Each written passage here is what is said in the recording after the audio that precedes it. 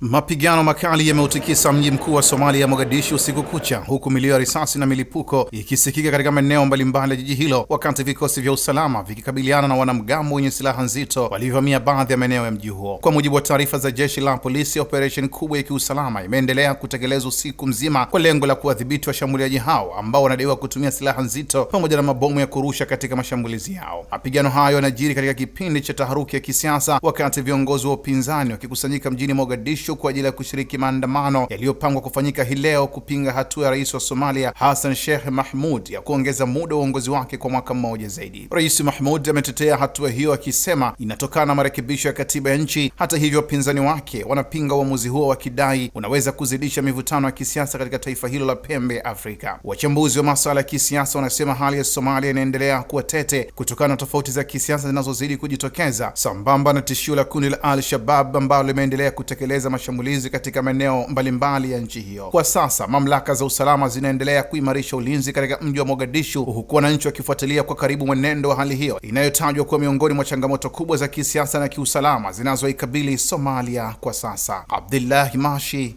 Kishki TV. Kishki TV, nuru ya dini yako.